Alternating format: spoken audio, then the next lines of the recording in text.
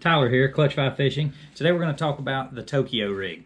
First time I heard about the Tokyo rig, Mike Iaconelli was talking about VMC's new product they came out with. I went to Bass Pro, checked out VMC. I had an issue with the product. In my opinion, the wires were not high enough. Okay, if I'm going to be running a Tokyo rig for the purpose that he was advertising it, I want my bait 6, maybe 8 inches up off the ground, off the bottom. VMC's product may have the bait at 3 inches above the ground. That's probably stretching it a little bit, so I didn't end up purchasing any of theirs. Instead, I decided I wanted to make my own. So I bought some spinnerbait wire off Amazon. All links are going to be in the description below for anybody that wants to see where we got all of our products. I got some Owner Hyperwire size 4 split rings. Got some Power Swivels. I think it's a 130-pound test size 4. Got those from Spro. Just some good quality products, and I made my own.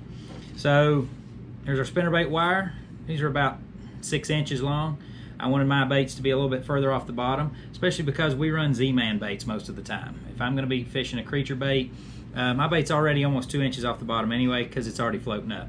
I want it to be suspended in the air up off the bottom and still stirring up the bottom, which is the whole purpose. With our tungsten weights running around on the bottom, it's going to be stirring up the bottom, but it's going to be drawing that attention. It's going to be up above the cloud.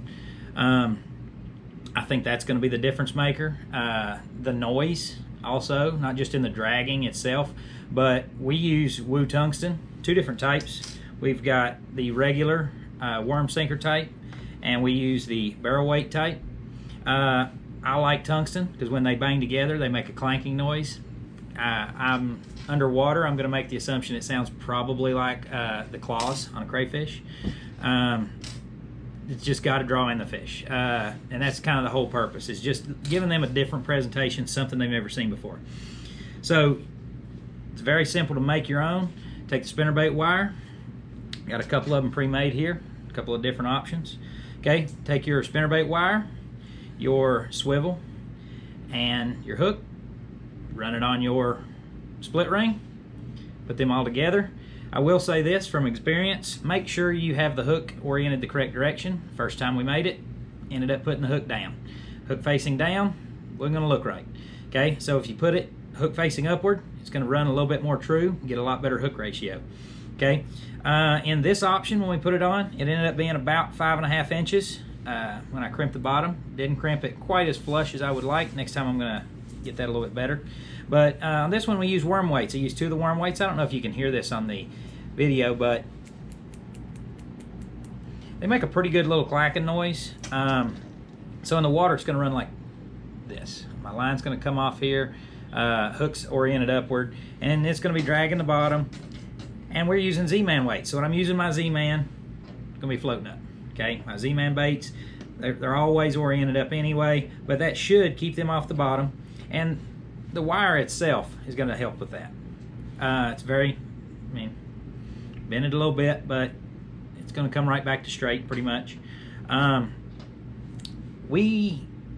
Myself and my partner, Tyler, Ron, my partner, we disagree a little bit on hooks. He loves his trocar, so I put trocar on this one. Yet again, here's one thing I've noticed about the trocar in general. If you don't pay close attention, the eyelet hole needs to be a little bit larger if you're going to use a size 4 split ring, because it doesn't have quite as much motion. It can move, but it's moving only in that small singular section. Whereas on my other option I made mine with barrel weights just to give it a shot. Okay, my Woo tungsten barrel weights. This is a little bit larger option. These are both 1/8 of an ounce, or 1/4 of an ounce, sorry. The other was 1/8 of an ounce. They have the same noise, same orientation, but this one has a little bit more freedom. It can slide completely around on the split ring, only because the eyelet on these gommies are just a little bit bigger. Now, I don't know that that is true for all gommies and all trocar. I would make the assumption that it's just the ones that I happen to have laying around here in order to make these. But pretty cool little setup. I imagine it's going to work just the same, but just a little bit different presentation. I've also been watching and learning. If you were to be in an area where you're punching mats, punching grass, from what I understand, orient your bait weedless, when you throw it in, the weight itself is going to land and go straight through and drag your bait through that mat. And then when it hits the bottom, it's going to float right back up. Okay, and now the beauty of that, in my opinion, is if you get it in, if you're really good targeting, you can lay it into a spot, lands, you can keep it in one spot. You can do a light twitch, and it's going to sit there, and those things going to rattle, going to make a little bit of racket, but it's not going to really have to move, because once you move it a whole lot, probably going to get in the grass, and you're going to have to pitch another location. But that's part of pitching the grass. We don't have a whole lot of that here in East Tennessee. If we go to Chickamauga right time of the year, we go to Watts Bar the right time of the year if they haven't been spraying, sometimes Melton Hill. We can find locations with enough grass to where we can try this and play with it a little bit. But I think it's something good. We're going to try it out this season. Honestly, have not had the weather.